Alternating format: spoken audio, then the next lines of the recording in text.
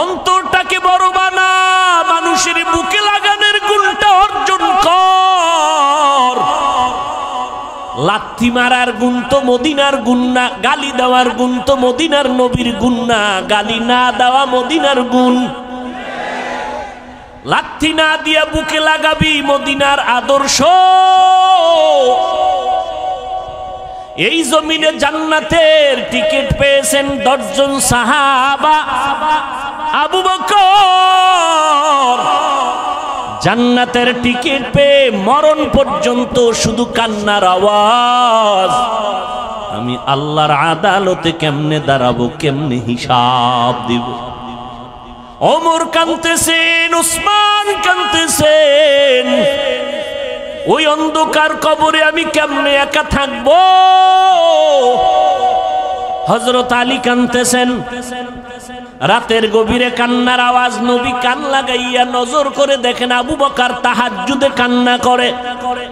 এরে পর্দার আড়ালের আম্মা জানেরা, এরে আম্মা জান, ওই জাহান্নামী নারী এমন কোন গুনাহ নাই করে নাই। রাস্তা দিয়া চলতেছেন, হঠাৎ করে নজর করে দেখে রাস্তার কিনারা একটা কুকুর পানির পিপাসায় জিহ্বা বের করে কাঁদতেছে। জাহান্নামী গুনাহগার নারীটার অন্তরে মায়া হলো, দৌড়াইয়া গেল পানি আনার জন্য, কিন্তু কোনো পাত্র নাই। ওই গুনাহগার নারীটার পায়ে ছিল চামড়ার মোজা। মোজাটা খুলে পানি নিচে হাতের নাগালে পায় না, মাথায় ছিল ওড়না লাগানো। ওড়নার মাথা মোজার সাথে গিরা লাগাইয়া এরপরে পুপের থেকে পানি উঠাইয়া কুকুরকে পান করাইয়া দিল। সাথে সাথে গাইবি আওয়াজ, মদিনার নবী বলেন, ও সাহাবায়ে কেরাম শুনো, এত বড় গুনাহগার বান্দিটা শুধু কুকুরকে পানি পান করাইলো আমার আল্লাহর মোহব্বতের জন্য। পানিটা পান করানোর সাথে সাথে গাইবি আওয়াজ, ও জাহান্নামী গুনাহগার, তোর জীবনের সব গুনাহ মাফ করে দেওয়া হলো। আজ আমার সমাজে হাজারো মুসলমান নামাজ কায়েম করে, নামাজ পড়ে, অথচ গুনাহ ছাড়ে না। নামাজ পড়ে সুদ খায়, নামাজ পড়ে ঘুষ খায়, নামাজ পড়ে বেপরদায় চলে, আছে না নাই? অথচ আল্লাহর ওয়াদা, নিশ্চয়ই মানুষ গুনাহ থেকে বাঁচবে। কেমনে? কয় নামাজ তাকে গুনাহ থেকে বাঁচাবে। ইন্নাস সালাতা তানহা আনিল ফাহশাই ওয়াল মুনকার। কোনো সন্দেহ নাই, সমস্ত পাপের থেকে বাঁচাইয়া রাখার একমাত্র মাধ্যম হলো নামাজ। প্রশ্ন বড় জটিল। মুসলমান আর বেঈমানের ভেতরে ব্যবধান হলো নামাজ। মদিনার নবী বলেন, বাইনাল আবদি ওয়া বাইনাল কুফরি তারকুস সালাহ। মুমিন আর বেঈমানের মধ্যে ব্যবধান হলো নামাজ। বেঈমানেরা নামাজ পড়ে না, মুমিনেরা নামাজ ছাড়ে না। প্রশ্ন বড় জটিল। মুসলমান কেন নামাজ পড়ে না? নামাজিরা কেন গুনাহ ছাড়ে না? মুসলমান কেন নামাজ পড়ে না? নামাজি বান্দা কেন গুনাহ ছাড়ে না? নামাজ পড়বে, গুনাহ থেকে বাঁচবে, কিন্তু নামাজ পড়িয়া মিথ্যা কথা বলবে কেন? নব মুসলিম রহমাতুল্লিল আলামিনের হাতে একজন নব মুসলিম নতুন মুসলমান হলো। নবীজি বললেন, ঈমান আনার পর প্রথম দায়িত্ব আপনার নামাজ আদায় করবেন। নব মুসলিম নামাজ আদায় করা শুরু করলো। কিছুদিন পর নবীর কাছে অভিযোগ দিলেন ভিন্ন কয়েকজন সাহাবা, পয়গম্বর, অমুক নব মুসলিম নামাজ পড়িয়া বাইরে গিয়া গুনাহ করে। নবীজির আদত, কোন অভিযোগ শুনলেই কোনো আওয়াজ দিতেন না। একবার বলার পরে, দুইবার বলার পরে, তিনবার বলার পরে নবী তার জবাব দিতেন। একবার অভিযোগ দিলেন, কোনো আওয়াজ নাই। দ্বিতীয়বার আবার অভিযোগ দিলেন, কিছুদিন পরে এবারও কোনো আওয়াজ নাই। এই মোবাইল বড়দোয়া দিব তোদের জন্য, দিলে কিন্তু সাইজ হয়ে যাবে। কারণ আমার আমিন কবুল না হইলেও এই ময়দানে বহু আমিন কবুল হনেওয়ালা লোক আছে। গুনাহ ছাড়বি না, তোর বাপের লাগে মান্নত করে আইছো যে আকাম কইরা জাহান্নামে যাবি, এতবার বলার পরেও কি লজ্জা হবে না?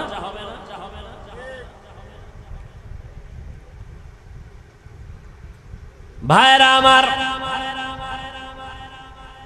ছোট ছোট বাচ্চার হাতে মোবাইল, এর মা এর বাবা বলে দায়িত্বশীল মা বাপ, সন্তানকে ধ্বংস করার জন্য আর কি দরকার?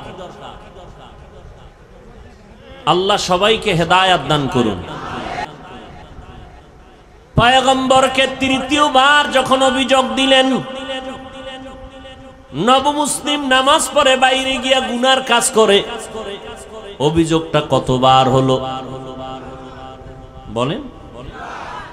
নবী এবার জবাব দিলেন, লম্বা চওড়া কথা না, নবীজি কথা বলতেন সংক্ষেপ, তার ব্যাখ্যা হতো অনেক বড়। নবী অল্প কথায় বলে দিলেন, সাহাবায়ে কেরাম কিছুই বলবেন না, তার নামাজ যেদিন ঠিক হয়ে যাবে সেদিন সে গুনাহমুক্ত হয়ে যাবে। মকুন সুসুতি নামাজে পাঞ্জে গানা, ফাওয়াইলুল লিল মুসাল্লিনাল্লাযীনা মুমিনারা ইনামাজ ইমদাদ দা ইস্তাঈনু আয়াতে কুরআন বাখা আয়াতে কদ আফলাহারা ইয়াদকুন গৌর কুন্দর মানি আজ দিল সাদেকুন। ভাইরা আমার, নবী জবাব দিলেন অল্প কথায়, যেদিন নামাজ ঠিক হবে সেদিন গুনাহমুক্ত হয়ে যাবে। তাহলে নামাজ পড়িয়াও গুনাহ করে, কারণ কি বুঝলেন? কি বুঝলেন কারণ? নামাজ ঠিক হয় নাই। জমিনের মধ্যে সর্বশ্রেষ্ঠ জায়গা মসজিদ। قال النبي صلى الله عليه وآله وسلم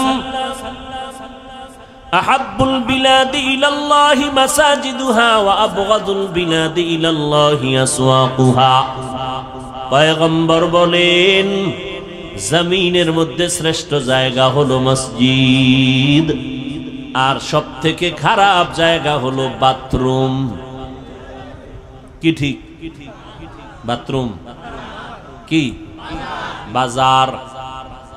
নবী বাথরুম রে খারাপ না বলে বাজারকে খারাপ কেন বললেন? এর একমাত্র কারণ, মানুষ বাজারে গিয়া যেই পরিমাণ গুনাহ করে ফেলে ওই পরিমাণ গুনাহ বাথরুমে হয় না।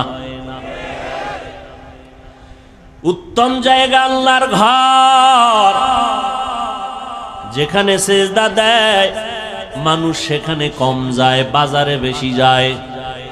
মনে হয় জানো গোপনে ইশারায় বলতে থাকে, নবী কথাটা মনে হয় ঠিক বলেন নাই। নবী যদি আমগো মনের মতো বলতেন, খারাপ জায়গা হলো মসজিদ, ভালোটা হলো বাজার। মানুষ বাজারের মধ্যে সময় বেশি কাটায়, মারপিটার রং তামাশা সেখানে বেশি হয়। এবার বলবেন বাজারে তো নবীও যাইতেন, আমরা হুজুরেরাও তো বাজারে যাই, ব্যবসা করি। আবু বকর ব্যবসা করেছেন, আমাদের মাযহাবের ইমাম আবু হানিফা রাহমাতুল্লাহ আলাইহি ব্যবসা করেছেন, বাজারে যাইতেন সব নবীরা, সব আল্লাহওয়ালারা। এরপরও কেন বাজারকে খারাপ বললেন? বাজারে যাইতে নিষেধ নাই ও বান্দা, বাজারে গিয়া গুনাহ করা তোমার জন্য নিষেধ। জরুরত সারার জন্য বাজারে যাও, আবার ব্যাক করে ঘরে যাও, ওখানে বাজে কোনো কথা যেন না হয়, কারণ ব্যবসা করা হালাল। আহাল্লাল্লাহুল বাইআ ওয়া হাররামার রিবা, ব্যবসা আল্লাহ হালাল করেছেন, সুদ আল্লাহ হারাম করে দিয়েছেন। এরে নবীর আশিক, উত্তম জায়গা আল্লাহর ঘর, কিন্তু এই জায়গায় মানুষ ঢুকতে গিয়েও কোনো আল্লাহর ভয় অন্তরে রাখে না। আল্লাহর ঘরে যারা যাবে এরা জমিনের কোনো মেহমান না, এরা আমার মালিক রব্বুল আলামিনের মেহমান। এমপি সাহেব ডাকলে মানুষ কত সুন্দর সজ্জিত হইয়া এমপি সাহেবের ডাকে সাড়া দেয়। ও মানুষ, আপন কোনো আত্মীয়র বাড়ি গেলে পুরান জামা বাদ দিয়া নতুন ড্রেস পরিয়া যায়। আমার আল্লাহর বাড়ি নামাজে যারা যাও, তোমরা গেঞ্জি পরে যাও কেন? ময়লা জামা নিয়ে যাও কেন? আল্লাহর মেহমান তো আল্লাহর ঘরে আল্লাহর সাজে সজ্জিত হয়ে যাওয়া দরকার। সেখানে গেঞ্জি পরে যায়, টুপি নাই, জুতা নাই, আবার গেঞ্জির ভিতরে কত ভাল্লুক বানরের ছবি, আবার কত ইংরেজি লেখা আছে না নাই? এই হলো নামাজের হালাত। হ্যাঁ, সবার শেষে যায় আবার সবার আগে বের হয়। পাঁচ বেলার নামাজ তো নাই, ওই জুমার দিন যায় তাও সুন্নতের খবর নাই। সালামের পরে দুরাকাত ইমাম সালাম দিল, বের হয়ে চলে গেল। জুমার সময় এত মানুষ, এরা ফজরেও নাই আবার আসরেও নাই। এই নামাজ দিয়া মানুষ গুনাহ থেকে ফিরবে না। আল্লাহর নবী বলেন কিয়ামতের দিন এই নামাজি তাকে জাহান্নামে নিয়ে যাবে। আল্লাহ তাআলা বলেন আমি মানুষকে একটা কাজের জন্য বানাইছি, ইবাদত। ইবাদত হবে নবীর তরিকায়। সীমানা কত দূর? বলে তোমার জিন্দেগি যেখানে যেখানে যাবে সেখানে ইবাদত। ইবাদতটা নবীর তরিকায় হবে। শুধু জিকির করা ইবাদত না। ও বান্দা, তুমি খানা খাইবা ইবাদত, তুমি খানা খাইবা না তাও ইবাদত। খানা সামনে রেডি, পেটের ভেতরে ক্ষুধা, ইফতারির টাইম বাকি আধা ঘন্টা, ক্ষুধাও আছে, খানাও সামনে আছে হালাল। রোজাদার খাইবেনি কেন? এই সময় খানা খাওয়াটা তোমার জন্য আল্লাহর বিধানে নাই, না খাওয়াটা ইবাদত। খানা হালাল কিন্তু খাওয়া কিনা ইবাদত না। রোজার হালাতে তোমার সামনে খানা, পেটেও ক্ষুধা, তারপরও খাওয়া যাবে না, কারণ আল্লাহর বিধানে নাই, নবীর তরিকায় নাই। এই সময় খানা ক্ষুধা থাকলেও খাওয়া যাবে না, না খাওয়া ইবাদত। নামাজ পড়ো ইবাদত, নামাজ না পড়াটাও ইবাদত। রোজা রাখা যেমন ইবাদত, একটু আগেই কিন্তু জবাব দিয়েছি রোজা না রাখাটাও ইবাদত। ঈদের দিন রোজা রাখা ইবাদত নাকি রোজা না রাখা ইবাদত? সূর্য যখন ডুবে, সূর্য যখন উঠে, তখন নামাজ পড়া ইবাদত নাকি না পড়া ইবাদত? ভাইরা আমার, নামাজ পড়া যেমন ইবাদত, না পড়াটাও ইবাদত। সব হতে হবে আল্লাহর জন্য, মদিনাওয়ালা নবীর তরিকায়। কিন্তু বড় দুঃখ, আল্লাহকেও চিনি না, মদিনাওয়ালা নবীর আদর্শ তরিকাও চিনি না। এখন আমরা কেমনে ইবাদত করব, সিস্টেম কেমনে জানবো? মদিনার নবী এক ঠিকানা দিয়া গেছেন, ওই ঠিকানায় গেলে ইবাদত শিখবা, তরিকাও পাইবা। ওই ঠিকানার নাম হলো উলামায়ে আহলে হকের সোহবত। ইলমে রা'জাজু করদন বেহিসাব, খুলকে রাদাদান জওয়াবে বাসওয়াব, হক না দারদ দোস্তে খলকা জারে রাহ, নিস্তে ই খসলত একে দিনদারে রাহ। আল্লাহর জন্য ইবাদত করো, অল্প হলেও নাজাতের জন্য যথেষ্ট। আল্লাহ বেশি আমলের জন্য তোমাকে টাইট করেন নাই, তাকিদ দেন নাই, বরং আল্লাহ কোরআনের এক জায়গায় বলেন আল্লাযী খালাকাল মাউতা ওয়াল হায়াতা লিয়াবলুয়াকুম আইয়ুকুম আহসানু আমালা। আমি তোমাকে জমিনের মধ্যে পাঠাইছি পরীক্ষা করে, যাচাই করে দেখব কারা উত্তম আমল করে। আকসারু আমালা বলেন নাই, আহসানু আমালা। বেশি আমল আল্লাহ চান না, আল্লাহ চান অল্প আমল, তবে আমলটা হতে হবে আল্লাহর জন্য। ইবাদত কার জন্য? মা খালাকুতুল জিন্না ওয়াল ইনসি বাখা জুজ ইবাদত নিস্তে মাকসুদ আজ্জাহা। আল্লাহর এক বান্দি, নারী না পুরুষ, আল্লাহ তাআলার এক বান্দি, এমন কোন গুনাহ নাই করে নাই, গুনাহের সাগর, জঘন্যতম গুনাহের মধ্যে লিপ্ত হয়ে নারীটার জিন্দেগিটাকে গুনাহের ফাউন্ডেশন বানায় ফেলল। হেদায়েতের মালিক কে? আর জোরে বলেন, মান ইয়াহদিল্লাহু ফাহুয়াল মুহতাদ ওয়া মান ইউদ্লিল ফালান তাজিদা লাহু ওয়ালিয়াম মুরশিদা। আল্লাহ চাইলে হেদায়াত দিবেন তো হয়ে যাবে, আল্লাহ যদি চান না হেদায়াত দিবেন না, সে হেদায়াত পাবে না। আল্লাহ যদি হেদায়াত না দেন, পৃথিবীর কারো ক্ষমতা নাই তাকে হেদায়াতের দরজা দিয়ে ঢুকাবেন। ভাইরা আমার, আমার নবী যার কোনো তুলনা নাই, যেই নবীর মতো নবী নাই। কেমন নবী আমার, যে নবীর চেহারা মোবারকে একটা নজর দিলে দীর্ঘদিনের ক্ষুধা নিবারণ হয়ে যায়। আরো আস্তে করে বলেন, কেমন নবী আমার। কপাল বড় খারাপ, আমরা সেই নবীরে চিনলাম না, বহু বিধর্মীরা চিনে চিনে আজ কালেমা পড়েছি। মুসলমানের ঘরে জন্ম নিয়ে নবীকে চিনলি না রে যুবক। যদি নবীকে চিনতে রে বাবা, ওই নবীর আদর্শ জবাই করতা না, বেঈমানের পা চাটা গোলাম হইতা না। কেমন মায়ার নবী আমার, 23 বছরে এমন এক আদর্শ নবী রেখে গেলেন, কিয়ামত পর্যন্ত নতুন কোন আদর্শের প্রয়োজন হবে না। আমার নবীর আদর্শই পাওয়ারফুল এবং পারফেক্ট, কিয়ামত পর্যন্ত কোনো সংশোধনী লাগবে না। যদি কোনো মুনাফিক আওয়াজ দিয়ে কয় সেই 1500 বছর আগের ইসলামটাকে একটু মডিফাই করা দরকার, সেই মুহাম্মদের 1500 বছর আগের পুরানো আদর্শ একটু চেঞ্জ করা দরকার, জুতা হাতে নিয়ে জানায় দাও রে বেঈমান, তোর বিবেকটাকে পরিশুদ্ধ করা লাগবে, চেঞ্জ করা লাগবে। মুহাম্মদের আদর্শ কিয়ামতের আগে চেঞ্জ করার প্রয়োজন হবে না।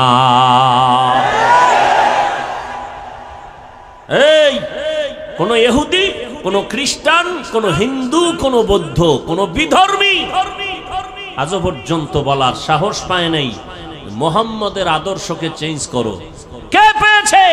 ইসলামের ব্যানারওয়ালা একদল মুনাফিকরা বলে 1500 বছর আগের সেই ইসলামকে মডিফাই করা দরকার।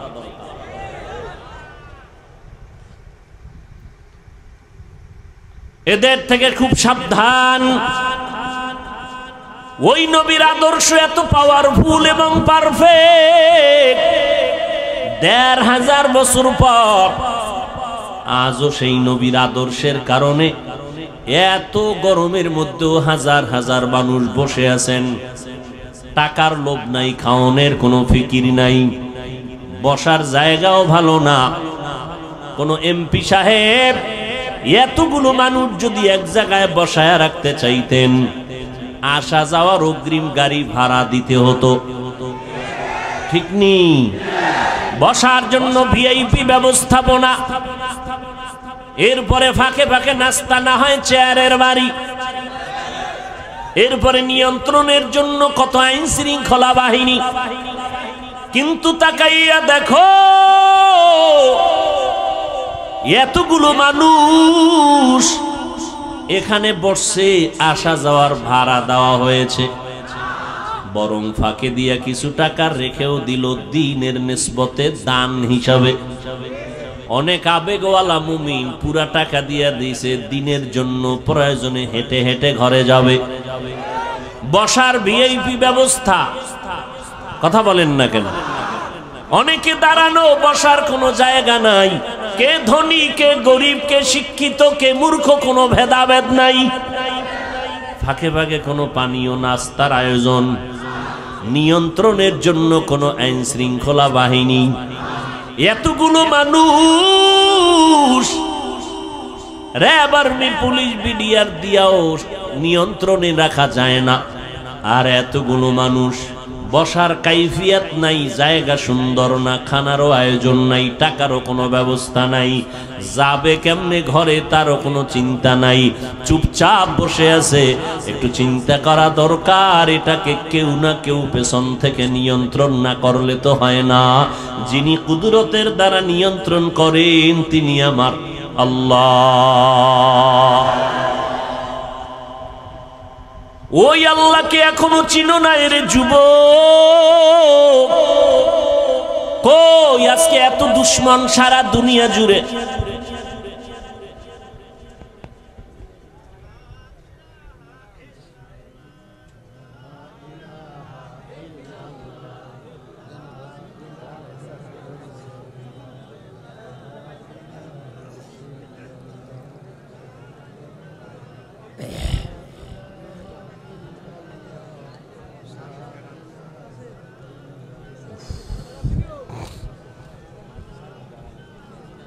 অন্ধকারে পালায় রওনা দিয়েছেন, হাসেন আবার। আমার তো লজ্জা লাগে, আপনার অন্তরে ভয় আসলো না? অন্ধকারে পালায় যাবেন, এটা কোন অভ্যাস? ঠিক বে ঠিক বুঝে বইলেন, বদনাম কিন্তু আপনাদেরই। ভাইরা আমার, সারা পৃথিবী জুড়ে এত দুশ্মন, ইহুদি বেঈমান সব বিধর্মীরা চায় কোরআনের আওয়াজ বন্ধ হয়ে যাক, মাদ্রাসা বন্ধ হয়ে যাক, ওয়াজ মাহফিলের মাইকের আওয়াজ বন্ধ করো, শব্দ দূষণ। এইভাবে যুগে যুগে ওরা ষড়যন্ত্র করলো, হাজারো মাদ্রাসা বন্ধ করে দিল, আলেমরে জবাই করলো, ফাঁসির মঞ্চে ঝুলাইলো। এখনো অপচেষ্টা কম করে না কোরআনের আওয়াজ বন্ধ করার জন্য। অথচ আমরা তাদের বিরোধী শক্তি না, আমরা বিরুদ্ধে বলি না। এতক্ষণ বয়ান করলাম, আরো করি, করতেছি, করব। কই হিন্দুদের বিরুদ্ধে বলি নাই, খ্রিস্টানের বিরুদ্ধে বলি নাই, ইহুদির বিরুদ্ধে বলি নাই, বৌদ্ধদের বিরুদ্ধে বলি নাই। এমন কি আমাদের ভেতরগত মুসলমানের ভেতরে কত দল আর কত মত। পাঁচকল্লি টুপি মাথায় দিয়ে বয়ান করতেছি, কোনদিন ভিন্ন টুপিওয়ালার বিরুদ্ধে বলি নাই। অথচ তাদের কাছে একটু জিজ্ঞাসা করতে মনে চায়, তুমি আমার সাদা টুপির বিরোধিতা কেন করো? কওমি মাদ্রাসায় লেখাপড়া করলাম, আজ পর্যন্ত আলিয়ার বিরুদ্ধে বলি নাই, স্কুল কলেজের বিরুদ্ধে বলি নাই। তাদেরকে জিজ্ঞাসা করতে মনে চায়, হযরতের আপনারা কওমির বিরোধিতা কেন করেন? তাবলীগের সমর্থন করি, কোনদিন তাবলীগ যারা করে না গালি দেই না, হিংসা করি না, দেখলে সালাম দেওয়ার চেষ্টা করি। জিজ্ঞাসা করতে মনে চায়, আপনি কেন তাবলীগের বিরোধিতা করেন? ইয়া নবী সালামু আলাইকা বলিয়া যারা দাঁড়াইয়া নবীরে টান দিয়া মদিনার থেকে নিজের বুকের সাথে নিয়ে আসেন স্টেজে, আমরা গালিও দেই না, হিংসাও করি না, দেখলে সালাম দেই। কিন্তু জিজ্ঞাসা করতে মনে চায়, আমরা যারা ইয়া নবী সালামু আলাইকা বলি না, আপনাকেও খারাপ জানি না, আপনি কেন আমাকে খারাপ জানেন? এত বয়ান করি, একটা ইচ্ছা করে কাউকে আঘাত করার মূলক কোনো কথা বলি না। দুই একটা কথা যদি অনিচ্ছায় হয়ে যায়, আল্লাহর কাছে বারবার ক্ষমা চাই। বয়ানের শেষে মোনাজাতে তওবা করি, ক্ষমা চাই। কারণ যে যেই লাইনেই হই না কেন, এখানে কত লাইনের মানুষ, কেউ সাদা টুপি, কেউ কালো টুপি, কেউ বসে নবীরে সালাম দেয়, দরুদ পড়ে, কেউ দাঁড়ানো, কেউ কওমি, কেউ আলিয়া, কেউ চরমনাই, কেউ তাবলিগ, আছে না?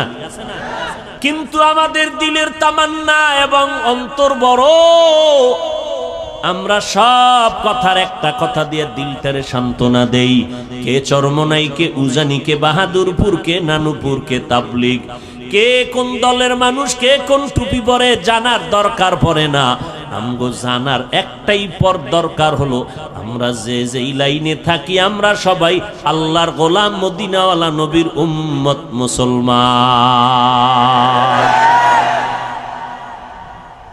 কি অন্তরে জায়গা দিতে মন চায় না? না, কি পরিমাণ অন্তর লইয়া ঘুরেন যে আমগো মতো বান্দারে দেখলেই চান্দি গরম।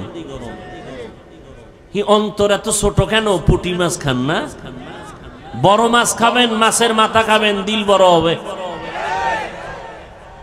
আমি পাঁচকল্লি মাথায় দিয়ে আপনাকে তো গালি দিই না, আপনার গালি কেন? ও গালি দেওয়া সুন্নত না? কি আপনার পীর সাহেবের সুন্নত না মদিনার সুন্নত? এরে যুবক, অন্তরটাকে বড় বানা, মানুষের বুকে লাগানোর গুণটা অর্জন কর।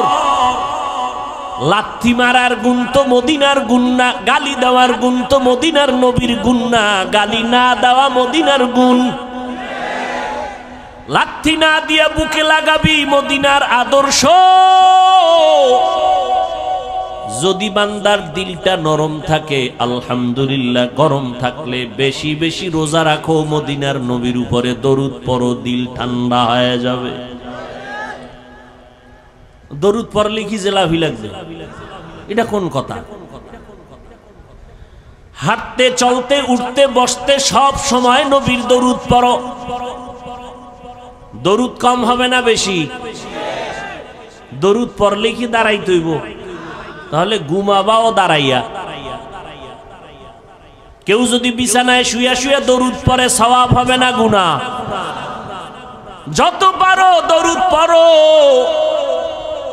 এরপরেও মা বাবা সন্তানের মাঝে ঘরের ভিতরে তর্ক হয়নি। এই যুবকেরা সোজা হ, দিল সোজা কর, তোর মাথা সোজা করতে কই নেই।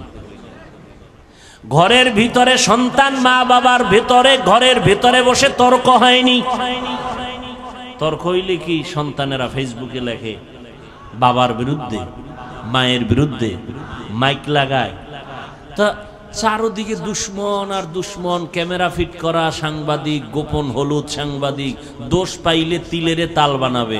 আমরা বিতর্গত যদি টুকটাক দ্বন্দ্ব হয়, এটা ফেসবুকে লেখো কেন? ও তোমার লজ্জা নাই, এই কারণে। তো লজ্জাপতি গাছ আছে আমগো কুয়াকাটা আছে, হ্যাঁ, এই গাছের শিকড় খাও দুইয়া দুইয়া।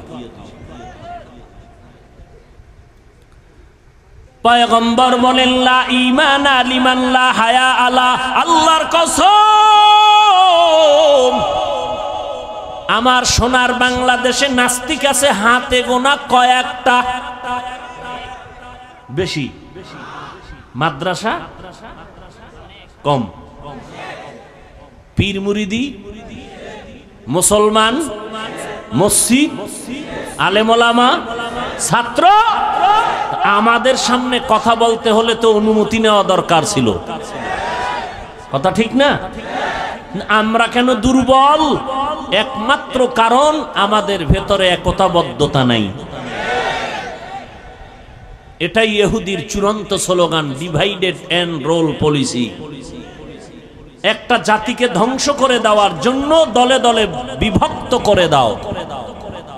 আর না আজকে আমরা যদি আল্লাহর গোলাম, রসুলের উম্মত, মদিনার নবীর আশেক মুসলমান হিসাবে এক ব্যানারে থাকতাম, এই সোনার বাংলায় টুপিওয়ালাদের সামনে কথা বলতে হলে অনুমতি নিতে হতো। কিন্তু টুপিওয়ালার বিরোধিতা হিন্দু করবে কখন? তুমিই তো করতেছো। ইমামের পিছনে নামাজ পড়া বাইরে গিয়া ইমামের বিরোধিতা করে, এরকম মুসলমান আশেক নাই? কিতনা বড় নিমক হারাম। আবার বাবা মরলে কয় হুজুর আইয়েন একটু দোয়া পড়েন, আছে না নাই? আল্লাহ হেদায়াত দান করেন। ও যুবক, তুমিও মুসলমান, আমিও মুসলমান, তোমার আল্লাহ আমার আল্লাহ আলাদা না এক। তোমার নবী আমার নবী এক, তোমার কোরআন আমার কোরআন এক, তোমার কাবা আমার কাবা এক, তোমার ধর্ম আমার ধর্ম এক। তুমি আমি দুনিয়াতে আসছি এক, নাকি লঙ্গি ভরে আসছো? বিদায় বেলাও সিস্টেম হবে এক। কাফন হবে কয়টা? কথা কয় না। কালার হবে আলাদা। তাবলিগলাদের কাফনের কালার আলাদা। এই দেশে নামদারি সুন্নি যারা, তাদের কাফনের কালার হবে আলাদা, কালো। কাফনের সংখ্যা 3টে, কালারও সবার এক। কে তাবলিগ, কে চরমনাই, কে ওয়াহাবি, কে সুন্নি, কে কওমি, কে আলিয়া, কে আওয়ামী লীগ, কে বিএমপি, কে এমপি, কে মন্ত্রী, কে ধনী, কে গরিব, কে মাওলানা, কে মুফতি, কে বক্তা, কে শ্রোতা। কাফনের ভিতরে যেদিন ঢুকবি সেদিন দেখবি বাহাদুরি আর সে। কাফনের উপরে লেখা থাকবে পিসা হুজুরের লাশ। হ্যাঁ, শেষ বাহাদুরি, সব শেষ। কাফনে ঢুকছো, কার লাশটা ফকিন্নির, কারটা ধনির, কোন লেখা আছে? এবার কবরের সাইজও হবে এক। কবরের মধ্যে রেখে মাটি পাড়াইয়া দিবে, শুধু পীর সাহেবের সাথে একটা মাইক লাগানো থাকবে, টেলিফোনের যোগাযোগ করবে। কবরের ভিতরে একটা ব্লুটুথ সিস্টেমের মেশিন থাকবে যোগাযোগের জন্য। হ্যাঁ, সব কবরের সাইজও সমান। মাটি দিয়া যখন সবাই বিদায় হবে, 2 জন ফেরেশতা সবার কবরে আসবে। পীর সাহেবের যেই প্রশ্ন করবে, মুরিদেরও সেই একই প্রশ্ন করবে। হিন্দু বৌদ্ধ খ্রিস্টান সবার বেলায় প্রশ্ন 3টা, সব একই প্রশ্ন, কমন প্রশ্ন। রবের পরিচয় দাও, ধর্মের পরিচয় দাও, রাহমাতুল লিল আলামিনের পরিচয় দাও। তুমি কয় টাকার মালিক, কত এলেম ওয়ালা, জানার দরকার। প্রশ্ন 3টা। পরীক্ষা চলতেছে না ছেলেরা এখন? ও যুবক, দুনিয়ার পরীক্ষার প্রশ্নপত্র ফাঁস হইয়া গেলে আগুন জ্বলে সবার অন্তরে। প্রশ্নপত্র ফাঁস হয়ে গেল, পরীক্ষার মান দুর্বল হয়ে গেছে। আমার মাওলার সিস্টেমটা কি তাকায় দেখ রে যুবক। আমার আল্লাহ কবরের 3টা প্রশ্ন ফাঁস করে দিলেন। 3 প্রশ্ন সবাই জানায় দিলেন, আল্লাহ জানায় দিলেন। ও হিন্দু, তোমারও 3 প্রশ্ন, মুসলমান তোমারও 3 প্রশ্ন। প্রশ্ন 3টাই সমান। জানাইয়া দেওয়ার পরেও যদি কবরে গিয়া জবাব দিতে না পারো, একটু চিন্তা কর ফিডার ওজনটা কত কঠিন। প্রশ্নপত্র ফাঁস করার পরেও যদি জবাব দিতে না পারো, জবাব কে দিতে পারবে? যে পারবে সে জান্নাত পেবে, যে পারবে না সে পাবে না। কে পারবে? আমি হুজুর। কোনো গ্যারান্টি নাই, কারণ এই জমিনে জান্নাতের টিকিট পেয়েছেন 10 জন সাহাবা। আবু বকর জান্নাতের টিকিট পেয়ে মরণ পর্যন্ত শুধু কান্নার আওয়াজ। আমি আল্লাহর আদালতে কেমনে দাঁড়াবো, কেমনে হিসাব দিব। ওমর কাঁদতেছেন, উসমান কাঁদতেছেন। ওই অন্ধকার কবরে আমি কেমনে একা থাকবো। হযরত আলী কাঁদতেছেন, অথচ তাদের নামে জান্নাতের টিকিট রেডি। কয়জন? এই জোরে কও যুবকেরা। রাতের গভীরে কান্নার আওয়াজ। নবী কান লাগাইয়া নজর করে দেখেন আবু বকর তাহাজ্জুদে কান্না করে। জান্নাতের টিকিট পেয়ে যদি কাঁদেন, তো আপনার আমার উপায় কি? ও বাহাদুরেরা, এরে পর্দার আড়ালের আম্মা জানেরা আসেনি? এরে আম্মা জান, ওই জাহান্নামী নারী এমন কোন গুনাহ নাই, করে নাই। রাস্তা দিয়া চলতেছেন, হঠাৎ করে নজর করে দেখে রাস্তার কিনারা একটা কুকুর পানির পিপাসায় জিহ্বা বের করে কাঁদতেছে। জাহান্নামী গুনাহগার নারীটার অন্তরে মায়া হলো, দৌড়াইয়া গেল পানি আনার জন্য, কিন্তু কোনো পাত্র নাই।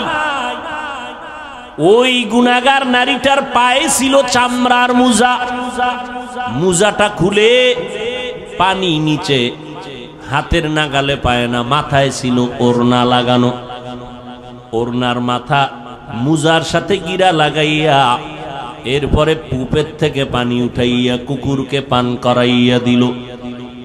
সাথে সাথে গাইবি আওয়াজ, মদিনার নবী বলেন, ও সাহাবায়ে কেরাম শুনো, এত বড় গুনাহগার বান্দিটা শুধু কুকুরকে পানি পান করাইলো আমার আল্লাহর মোহব্বতের জন্য।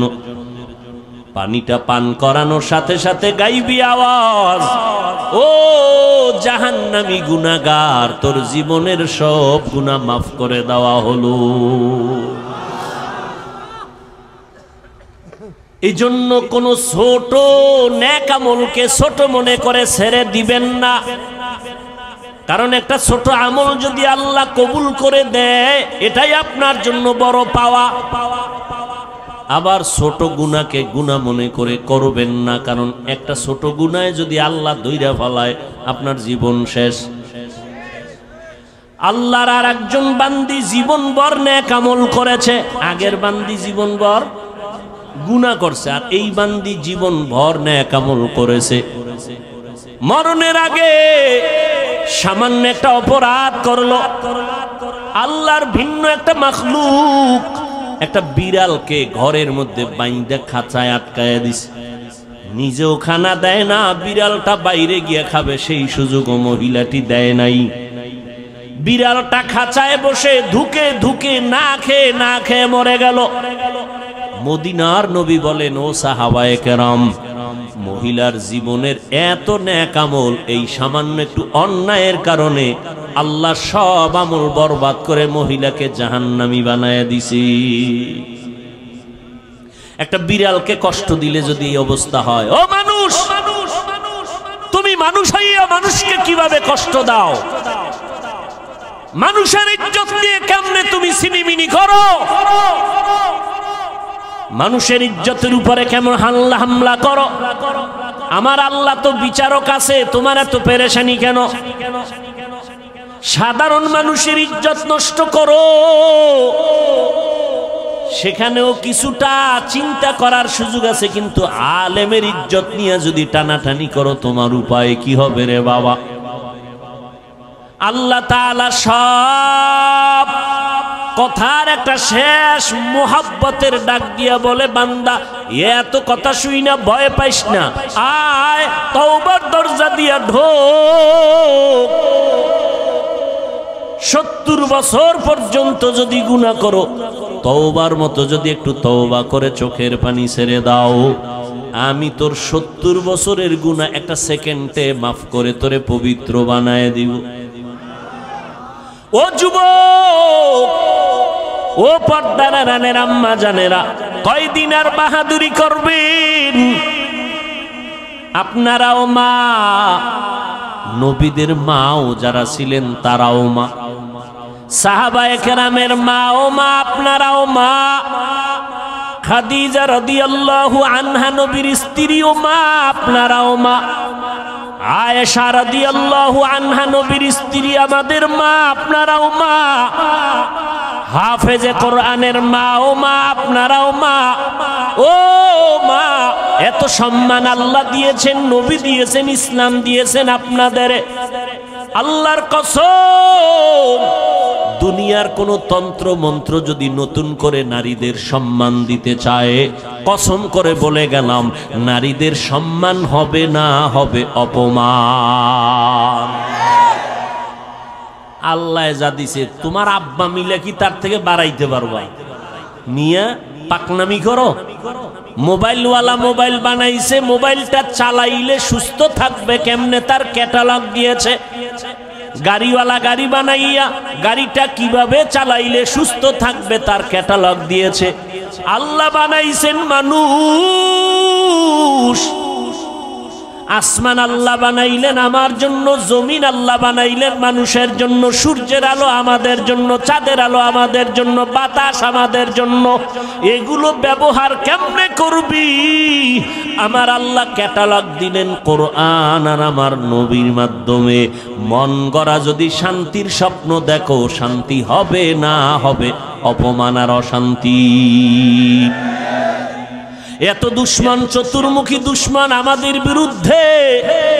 বেঈমানেরাও দুশ্মনী করে, ঘরের মধ্যে মুসলমান ব্যানার লাগাইয়াও দুশ্মনী করে। তাবলীগ বন্ধ করে দাও, জিকির বন্ধ করে দাও, অবুক আল্লাহওয়ালারে বন্ধ করে দাও, বায়ান বন্ধ করে দাও। এরকম মুনাফিক আমাদের মাঝে অভাব নাই। এবার আপনারা বলেন, এত দুশ্মনীর মাঝেও আল্লাহর শুকর, আমরা যারা নবীর তরিকা মানিয়া সুন্নত অনুযায়ী চলি, আমগো সম্মান কমতেছে নাকি বাড়তেছে? আর কেমনে দেখাইলে আপনারা সুন্নত মানবেন? আর কিভাবে বললে রসুলের সুন্নত মানবেন? ও যুবক, নবীর সুন্নতের থেকে আরো কোনো ভালো আদর্শ আছে কিনা বলো, তাহলে আমি নবীরটা বাদ দিয়া তুমি দাও, আমি সেটা গ্রহণ করব। নবীরটা ভালো না হয়ে যদি আরো কারোটা ভালো হয় দাও, আমি নবীরটা বাদ দিয়া তোমার সেটা গ্রহণ করব। দাও। তুমি কেন? পৃথিবীর কেউ পারেনি, পারবে না। এক কথায় বলে দেই, পৃথিবীর কিয়ামত পর্যন্ত যত আদর্শ আসবে, আসছে, সবগুলো নাপাক। একমাত্র মদিনার নবীর সুন্নত আর আদর্শই হলো পাক। অতএব তুমি নবীর সুন্নাত মানবা না তো হিন্দুরা মানবে। আমার নবীর তরিকা, কেমনে চুল কাটবা, কেমনে চুল রাখবা, নবীর সুন্নাত নাই। নবীরটা ভাল লাগে না? বেঈমানের পা চাটো, আবার দাবি করো আশেকে রসুল। লজ্জা করে না? লজ্জাপতি গাছের শিকড় খা। আঙ্গুলের নখগুলো কেমনে রাখবি রে যুবক? আল্লাহরে সাক্ষী রেখে বল, নখ কাটার মধ্যে আমার নবীজির আদর্শ আছেনি? বেঈমানেরটা মানো কেন? মুহাম্মদেরটা ভাল লাগে না, আবার আশেকে রসুল দাবি করো। এই চাপাবাজির ভ্যালু কি? আমার নবীর সুন্নত, পানিটা কেমনে পান করবা সেখানেও নবীর সুন্নত, জুতা দুইটা কেমনে পায়ে পরবা সেখানেও নবীর সুন্নত, জামাটা কেমনে খুলবা পরবা সেখানেও নবীর সুন্নত। মানলে তুমি সুন্নি, মানবা না তুমি নবীর বড় দুশ্মন। তোমার পোশাকের মধ্যে নবীর সুন্নত কই? তোমার আঙ্গুলের নখ কাটার ভেতরে নবীর তরিকা কই? জীবনে ঘড়িয়াতে দেই না, ওয়াজের কারণে টাইম দেখা লাগে, এই জন্য মাঝে মাঝে দেই, তাও ডান হাতে দেই। বাদশা হারুন রশিদের যুগে ঘড়ির জন্ম, এর আগে ঘড়ি ছিল না এই সিস্টেমে। ডান হাতে দেই কেন? ছাত্র জীবনে ওস্তাদ বলেছেন সেই ছোটবেলা, এই ছেলে বাম হাতে ঘড়ি দিবি না যদি কখনো দাও, কারণ কোন মুরব্বী যদি তোর ওস্তাদ সমতুল্য কয় টাইম কত, বাম হাতটা সামনে নিবি না ডান হাতটা নিবি। গুনাটুনা কিছু নাই, কিন্তু আদবের একটা বিষয় আছে, কোনো গুনাটুনা নেই। ভাইরা আমার, আর তুমি শিক্ষকের সামনে বিড়ি টানো না, হাসো কেন? লজ্জা করে না? কানতে থাক বেটা, কানতে থাক। শিক্ষকের সামনে বিড়ি টানে, মোবাইলে কথা বলে, আরো কত অপরাধমূলক কাজ করে, কোনো সীমা নাই। আর এখনো এত বড় বক্তা হইয়াও চেষ্টা করি ওস্তাদ পাইলেই জুতা দুইটা হাতের মধ্যে নিয়ে টানি। মা বাবার জুতা এখনো ধুইয়া দেই। কি শিখেছো? আদব কি শিখেছো? রাস্তা দিয়ে হাঁটলে কোনো মুরব্বির পাশে যদি থাকি, সূর্যের ছায়া পড়লে চেষ্টা করি আমার ওই মুরব্বির ছায়ার উপরে যেন আমার পাও না পড়ে। এটা গুনাটুনা কিছু না, যত আদব দেখাবো তত আল্লাহ খুশি হবেন। আর মায়ের সামনে বাবার সামনে মোবাইল চালাও, টেলিভিশন দেখো, নাচ গান দেখো, লজ্জা করে না? ঘড়িটা হাতে দিয়া বাম হাতে দৌড়াও, বান্ধবী নিয়ে আড্ডা দিতেছো, মা বাবার সামনে লজ্জা করে না? কয় কিসের লজ্জা, আব্বা আম্মাও তো এই পথের যাত্রী। ও আম্মা জান, আপনার ছেলেটাকে ডাক্তার বানাবেন, কলিজা দিয়া দোয়া করে গেলাম, ইঞ্জিনিয়ার বানাবেন, প্রফেসর বানাবেন, এসপি বানাবেন, তবে দাবি হলো বেয়াদব বানাবেন না। আপনার সন্তানের ব্যবহারে যেন কোনো আলেম কষ্ট না পায়, আপনার সন্তানের আচরণে এলাকার কোনো মুরব্বী যেন কষ্ট না পায়, আপনার সন্তানের আচরণে যেন সবাই দোয়া করে। আরে এমন আদর্শ সন্তান যদি বানাইতে হয়, আব্বা আম্মাকে আগে আদর্শওয়ালা হওয়া দরকার। ও যুবক, পেছনের গুনাহ থেকে এখনো সুযোগ আছে, তওবা করো।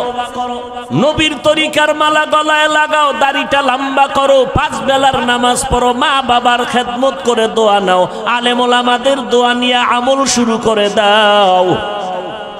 তোমার মতো যুবক, আমি বলি না আমগো মতো হুজুর হও না, একবারও না। তুমি যেই লাইনেই আছো ওই লাইনে থাকিয়া নবীর তরিকা মতে চলো, নামাজ পড়ো। তোমার মতো যুবক সন্তান স্কুল কলেজে পড়ে, 5 বেলার নামাজি, মিথ্যা বলবা না, বলো আছে না নাই? তুমি পারো না কেন?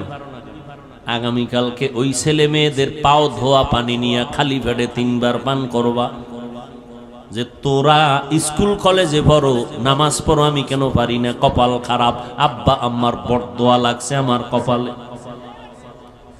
ও যুবক, তোমার মতো যুবক সন্তান তাকায়া দেখো, র্যাব আর্মি পুলিশ বিডিআরের চাকরি করে দাড়িওয়ালা নামাজি আছে না নাই? তুমি কেন পারবা না? মই নদীর মধ্যে মাছ ধরে, নামাজ ছাড়ে না, জমিনে কৃষি কাজ করে, নামাজ ছাড়ে না, তুমি কেন পারো না? এরে আম্মা জান, আপনার মতো কত মা এলাকায় দেখবেন এখনো 5 বেলার নামাজ পড়ে, তাহাজ্জুদও পড়ে, নাই? এরে আম্মা জান, কেন আপনি পারবেন না? ভালো সন্তান যদি চান, আপনাকে ভালো হতে হবে। ভালো ফল খাইতে চাইলে গাছকে ভালো করতে হবে, ভালো গাছ থেকেই ভালো ফল আসবে। এরে আম্মা জান, এখনো সময় আছে, তওবা করেন। সন্তানের হাত ধরিয়া বলেন, বাবা আর নামাজ ছাড়বি না, মা বাবারে কষ্ট দিবি না, ওলামায়ে কেরামের কথা মেনে আমল করবি, নবীর তরিকা মেনে চলবি। তোরে আমি আদর্শ ডাক্তার বানাইয়া যেতে চাই, তোকে আমি আদর্শ ইঞ্জিনিয়ার বানায় যেতে চাই। আমি মরিয়া গেলে তুই কোরআন পড়ে পড়ে দোয়া করবি আর মানুষের ডাক্তার হয়ে সেবা করবি। আল্লাহর কাছে দোয়া করেন, তওবা করেন। ও যুবক, আল্লাহর কাছে তওবা করো।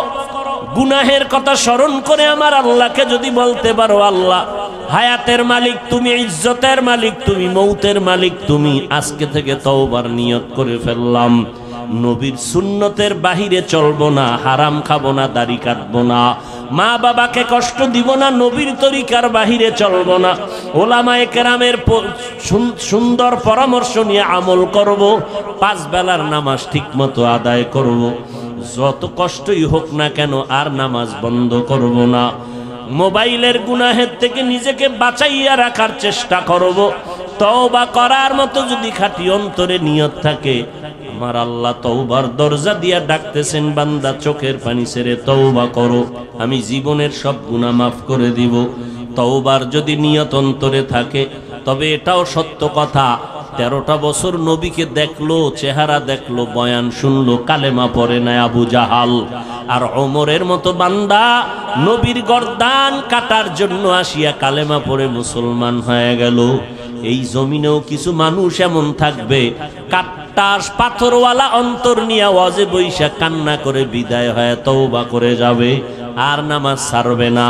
আবার ওই আবু জাহালের মতো পাথরওয়ালা অন্তর, হাজারো বয়ান শোনার পরেও সে কখনো তওবার নিয়ত করবে না। মন শয়তানের ধোকায় পড়ে বলবে, এত ইবাদত করে কি লাভ, এত সুন্নাত মানিয়া কি লাভ, কপাল পোড়া হইয়া আবার ওয়াজের প্যান্ডেল থেকে বিদায় হবে। তবে যাদের অন্তর তৈরি হয়ে গেছে তওবা করার জন্য, গলায় ছুরি আসলে মরে যাবে আর নামাজ ছাড়বো না, বেপরদায় চলবো না, দাড়ি কাটবো না, মা বাবারে কষ্ট দিব না, নবীর তরিকার বাহিরে চলবো না, ওলামায়ে আহলে হকের পরামর্শ নিয়ে চলবো। তওবা করার মতো যদি কারো নিয়ত হয়, খাঁটি তওবার নিয়তে 2টো হাত আমার আল্লাহকে দেখাইয়া দাও। আয় আল্লাহ হাতগুলো কবুল করে নেন, তওবা কবুল করে নেন, তওবার উপরে মজবুত হইয়া চলার মতো তৌফিক দান করেন। আমিন। আলহামদুলিল্লাহি রাব্বিল আলামিন।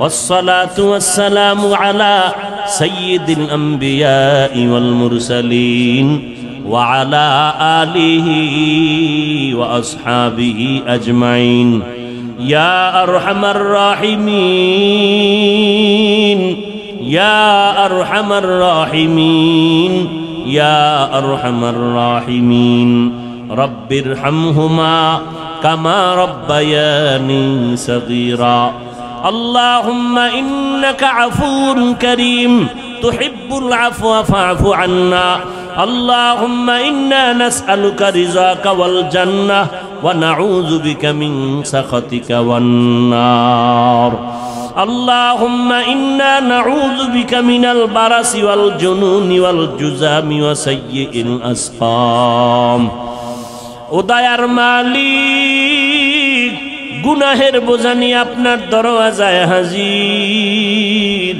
দুনিয়াতে যেদিন আসছিলাম কত পবিত্র, মা বাবা কত আনন্দ করেছিলেন। আজ শয়তানের ধোকায় পড়ে সেই জীবনটাকে গুনার দ্বারা নাপাক করে ফেলেছি। গুনার কারণে আমার হাত নাপাক, আমার চোখ নাপাক, আমার জিহ্বা নাপাক, আমার নাক। আয় আল্লাহ, তওবার নিয়তে হাত তুলিছি, আর গুনাহ করব না রে আল্লাহ। মেহেরবানি করে আমাদের জীবনের গুনাহগুলো মাফ করে দেন আল্লাহ। সারা দুনিয়াবাসীকে মাফ করে দেন, পর্দার আড়ালের মা বোনদের মাফ করে দেন আল্লাহ। সুন্নাতওয়ালা জিন্দেগি আমাদের দান করেন। আয় আল্লাহ, সারা দুনিয়াবাসীকে মাফ করে দেন, বাংলাদেশ শান্তির দেশ বানায় দেন, প্রশাসনিকভাবে যারা কাজ করে দিনদার বানায় দেন, জনপ্রতিনিধির দায়িত্ব যারা পালন করে দিনদার বানায় দেন।